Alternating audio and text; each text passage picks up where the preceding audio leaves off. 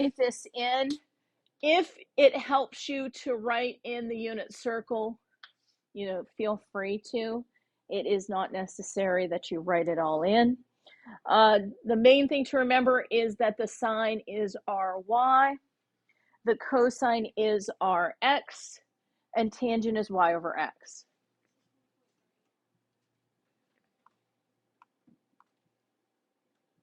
So you decide if you want to write this down, you go for it.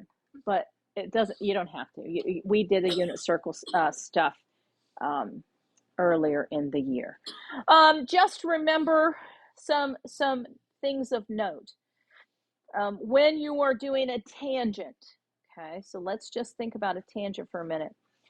If it happens to be related to 60 degrees, so let's just do the tangent of 60 degrees for a minute. You're going to put the y value over the x value. The 2's end up canceling, so it just becomes square root of 3 over 1.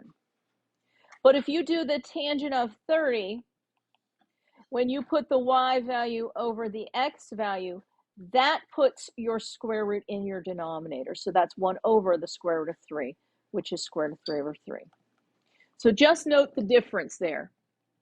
Okay, if you put the tangent of 60, you get square root of 3. If it's related to 30, you get square root of 3 over 3. Okay. Another thing, let's talk about the tangent of 0 compared to the tangent of 90. Okay. The tangent of 0, if we put y over x, that is 0 over 1, which is 0. Perfectly fine. But for the tangent of 90, you're going to get 1 over 0, which is undefined. Okay, so you just be careful with those tangents, cotangents, secants, cosecants. Okay, so remember, tangent's y over x, so cotangent is the reciprocal of that, x over y. The flip of the sine is your cosecant. The flip of your cosine is your secant. So please just remember those basic trig functions. And then I have listed where is it positive, where is it negative, the sines and cosines and so on. Okay, I only did sine and cosine because I figured they all work together from there. So I'll leave that up there for a minute and feel free to copy down. You know, first quadrant. If you know the first quadrant, everything is built upon it. So, and can I zoom into the first quadrant? You guys okay? So here's your first quadrant.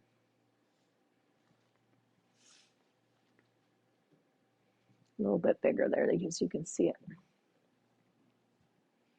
So hopefully you know your unit circle, okay?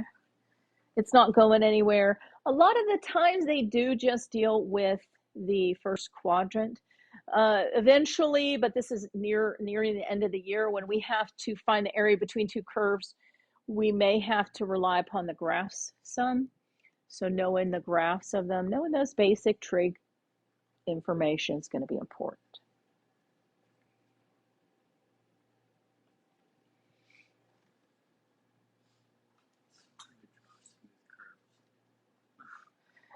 Everybody good with those? Okay, so now let's just talk about some facts about graphing trig functions.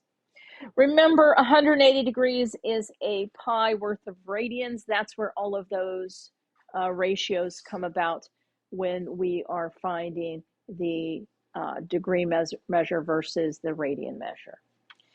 You can write RAD for the abbreviation for a radian, but I assume if it has a pi in it, I'm going to assume, and it doesn't have a degree symbol, I will assume it is a radian. When graphing the trig functions, thinking about one loop around our unit circle counting by 90s, so usually our x's are 0, pi over 2, pi, 3 pi over 2, and 2 pi. Now I'm going to write that down twice, because I'm going to talk about our sine and our cosine.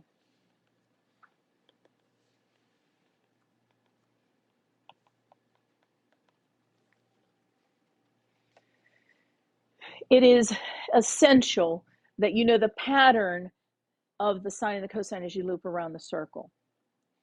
So if you start at 0 and loop around the circle, sine starts at 0 and cosine starts at 1. So that's going to get you a lot just by knowing that fact that sine starts at 0 and cosine starts at 1. Okay. So remember, sine goes 0, then it makes a hill upward at 90, and then it comes back down, and then it becomes negative at 270, and then it comes back up again. The way to kind of look at the pattern is these two things should bring you back to the same starting point, and then the pattern will repeat itself again. For the cosine, remember, it starts at 1, and then, you know, it's the x's, so it's going to squeeze back into 0, and then it's going to go over to pi 180, which is at -1, and then back to 0, and then up again. So it makes this kind of dip down and come back up. So that's what the graph kind of looks like. Now, it's important that you know those, because if you know those, we can build any other sine or cosine function from it. Okay, so let's look at this first example here. To graph y equals the sine of 2x, what the 2 has done is it has compressed it vertically. So that's going to compress it. So think about if our slinky is kind of stretched out a little bit, what that 2 is going to do is it's going to compress it, horizontally, left to right. Okay, it's a compression horizontally. So all that's going to happen is all of these x's need to be you have to do the opposite. You have to divide by 2, because remember, if we set 2x equal to 0, you would divide by 2. If we set 2x equal to pi over 2, we would divide by 2. So once you realize that it's going to do the opposite of what you expect, just do the opposite to all the x's. So for this graph, we are going to divide all of these x's by 2. So if there's a multiplication by 2, we got to divide by 2. We have to do the opposite. So our new x's will be 0, pi over 4, pi over 2, 3 pi over 4, and pi. So all I did was take this list and divide it by 2. Now the reason we do that is so that we get the perfect y values that will just be there. Is there anything on the outside of the function that will change those y values? Is there anything on the outside of this function that will change the y values? No. There's nothing multiplied on the outside of the function. There's nothing added to the outside of the function. So those y values are going to stay exactly like they were originally. So 0, 1, 0, -1, 0. You can check. If I were to plug in 0, I still get the sine of 0, which is 0. If I plug in pi over 4 times 2, it becomes pi over 2, which we know the sine of pi over 2 is 1. So it is going to go down the list perfectly because there's nothing that changes the y's. And now we're ready to graph it. Now our graph paper, if you notice, just count. 1, 2, 3, 4 things get us to pi. So each one of those little lines is a fourth of a pi over 4. And that's exactly how our x's are counting. So let's always put your midline on. In this case, we have a midline just at 0. And it's not super important if it's at 0, but it's helpful. At 0, we're at 0.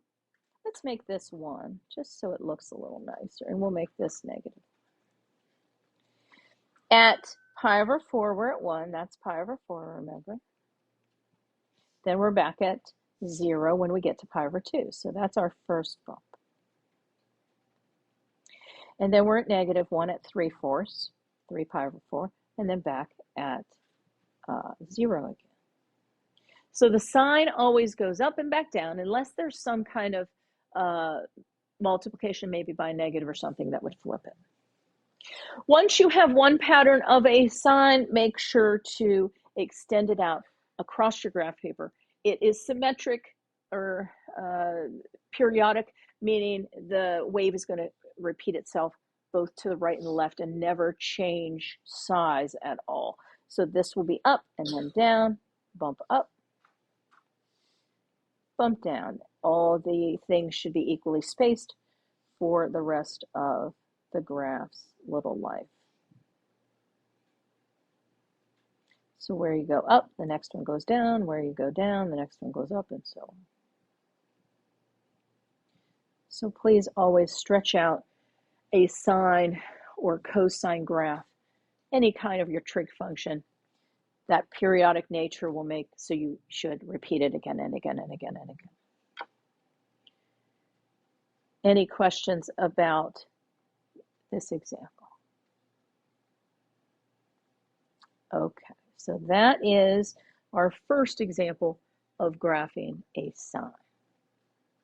I'll make sure everybody's caught up, and then we have a cosine to graph.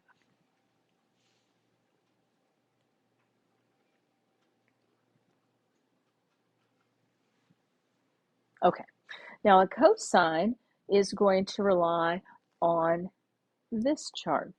Remember, a cosine starts at 0. A cosine at 0 starts at 1 and then goes down and then to -1, back up to 0, and then to +1.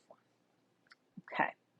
This time we have something happening to the x's. We have a subtraction. Do you remember what a subtraction on the inside of a function does? What's it going to do? Huh? It's going to move it to the right. So let's put that down. So normally our cosine graph, does this sort of thing, like that. This time, that's going to get scooched over. Okay. What is this +1 going to do? It's going to add 1 to the y's, so it's going to lift it up 1. Now, the original set of the cosine graph, let me put it down here. So there's the original. And then let's kind of discuss how that original gets changed. Let's do the first few here. If I set the inside equal to 0, I have to add a pi. If I set the inside equal to pi over 2, I have to add a pi. If I set the original or the inside equal to pi, I have to add a pi. So if you notice, once you see what's happening, you can see that every single one of our x's, we have to add a pi. So our new x's, every single one of those x's that we see in the parent function, just add a pi, okay? When we do that, we get pi, 3/2, 3 pi over 2, 2, 5/2, 2.5, and then 3. Okay, so then the only thing that affects our y is what? What value is going to change our y?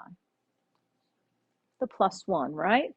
So now just take your y's and +1 them.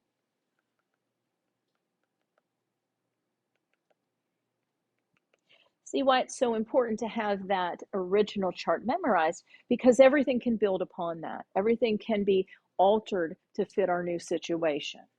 Okay, so that's 2, 1, 0, 1, and 2.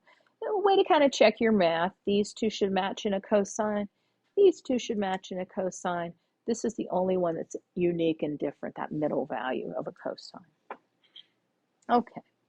Now, I would suggest for a cosine that you put on the midline. The midline is any addition or subtraction on the outside. Normally, if you don't see one, like in our last problem, it was at 0. So I'm going to make this 1 and this 2 and I'm going to put a midline there at 1. And that just gives me a guide as to where it comes, down, and then back further, and then back up, and so on. Okay, so we're still counting by pi over 2's this time. It's kind of the standard. We're going to start at pi. We're going to go at 2. And then at 3/2, we're going to go back down at 1. And then at 2 pi, we're at 0. So we only really see of our graph this portion. But if we use spacing and logic and all that other good stuff, because we have nice brains in our heads, this would have to finish out that top bump. This, if I equally space everything, would finish out a bottom bump. And then this, to equally space everything, would finish out a top bump. And then I would only have half a bump showing. Now, if you wanted to extend out your graph paper so you could put on there the 5/2 and the 3 pi, there would be 3 pi. You are welcome to do that. This particular paper, there wasn't enough room. Okay. How can you tell if your graph is spaced correctly? See this distance here? Should match that distance. Should match that distance. The spacing never changes for a sine or a cosine without really altering the function completely. Okay. Everybody good with our examples? Okay. So your homework is the problems you see directly underneath. These first ones are just using the unit circle. So you're just going to get an answer, square root of 3 over 2, 1/2, all that good stuff. Here's just 2 graphs. And I don't have the solutions down there yet. I'll get you the solutions when I get the solutions. So for the rest of class, just work on that homework there. Okay.